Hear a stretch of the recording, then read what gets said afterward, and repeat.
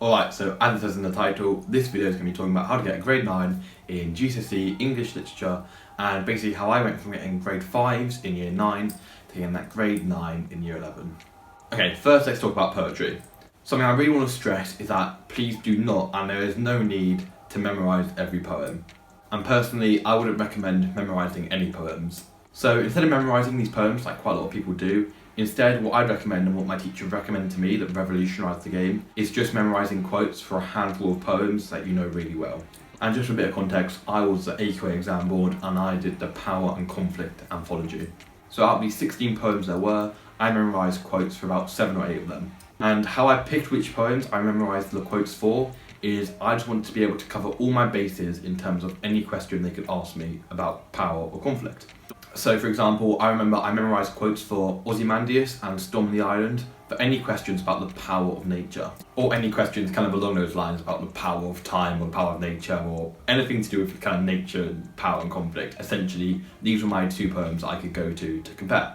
And I remembered about 5 or 6 quotes from each of these 7 or 8 poems.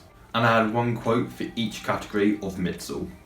And for those of you who are unaware, Mitzel stands for meaning, imagery, tone, structure and language. And it's kind of like the 5 things that I looked at when I was analysing a poem or multiple poems. And your school might teach you this or might teach you something similar. Essentially, it's just like the 5 or 6 things you need to be able to compare and you can easily talk about in your poem.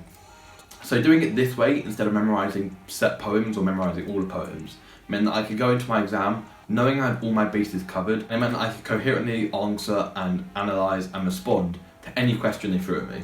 Hopefully that makes sense in terms of what I did for poetry. Any questions, leave them down in the comments, but that was basically what I did. So I didn't memorise every poem, I memerised about 7 or 8. I didn't memorise the whole poems of the poems that I memorised set quotes, and these set quotes were to fill in the categories of Mitzel. So I had a quote for meaning, a quote for imagery, a quote for tone, a quote for structure, or just talking about the actual structure, and a quote for language. Okay, so my next tip for English literature is do essay practice. And first things first, do lots of it. And the first thing I'd recommend when you're just starting the course or just starting revision is first things first, do an essay that you are proud of. So I'd say initially, don't really worry about the time it takes or how distracted you are or if you have a break in between. Just worry about finishing an essay and having an essay that you are proud of.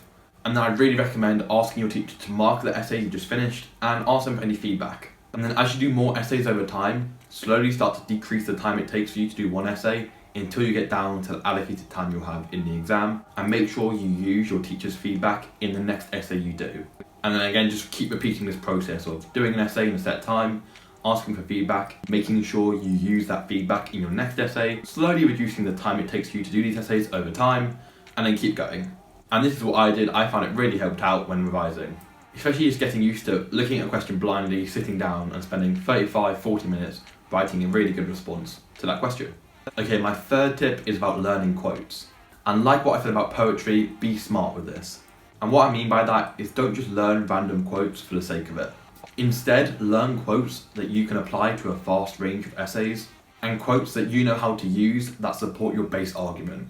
And moreover, try and be chronological with this if you can. So I can remember an example I had for when I was studying Macbeth and the quotes I learned about Macbeth's kind of downfall or Macbeth's progression throughout the play.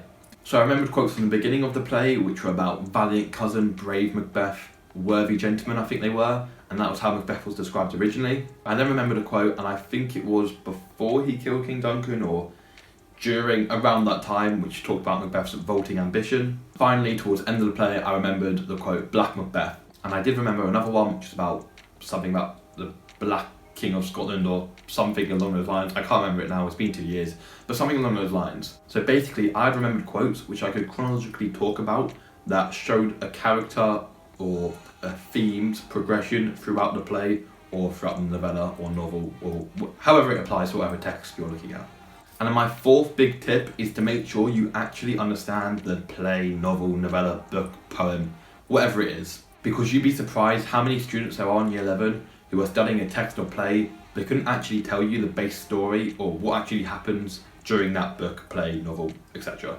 So I know this may seem a bit trivial and a bit silly, but genuinely reread your text or play as many times as it takes so you truly understand and you can actually explain to someone what is happening in this text. essentially to the point where you actually understand what's going on. And what can really help with this is watching those short kind of 5-10 minute videos on YouTube which describe a play or book or whatever it is. And for all the big English text you do, there'll be a video on it explaining what actually happens. And I definitely use these quite a lot when I was reading with Beth in year 10. So there you have it. Those are my 4 big tips for revising GCSE English Literature and achieving that grade 9 in your GCSE. As always, any questions or suggestions, leave them down below in the comment section. Thank you very much for watching this video, and I will see you shortly.